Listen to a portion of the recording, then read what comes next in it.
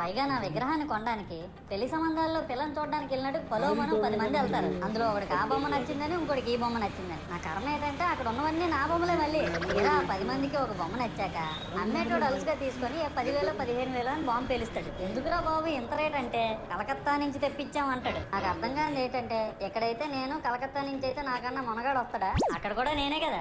ఇలా నన్ను బజార్లో పెట్టి బేరం ఆడి నా మొహానికి ముసుగేసి వ్యాన్ ఎక్కిస్తారు. ఆ వ్యాన్ డ్రైవర్ గాడు నేను ఉన్నానని కూడా చూడకుండా ఏదో ఆలోచించుకుంటూ డ్రైవ్ చేస్తా గతకల్లో గబి గుబి అని తీసి నా కాళ్ళు చెయ్యి ఇరగొట్టేస్తాడు. ఈ విషయం చందాలు ఇచ్చిన చిన్నోళ్ళకి తెలిస్తే మళ్ళీ ఇరిగిపోయిన బొమ్మ పెట్టకూడదని ఏ బొమ్మ రాసి కవర్ చేసేస్తాడు. సరేలే జరిగిందేదో జరిగింది, నా భక్తులే కదా కూల్ బ్రో అని చిల్లయ్యే లోపు నన్ను పందిర్లో పెట్టి ముసుగు తీసి నాకన్నా పొడుగుండే సౌండ్ బాక్సులు 2 నా చెవులు పక్కన పెట్టి డీజే గణేష్ బ్రో అని చెప్పి నా పాటలను కోనీ చేస్తారు. సరేలే పిల్లలు కదా ఇప్పుడు కాకపోతే ఎప్పుడు ఎంజాయ్ చేస్తారు, కాసేపట్లో పూజ స్టార్ట్ చేస్తారని వెయిట్ చేస్తా ఉంటే ఆ 5 రూపాయల వ్రతకల్పన బుక్ చూస్తే ఎక్కడ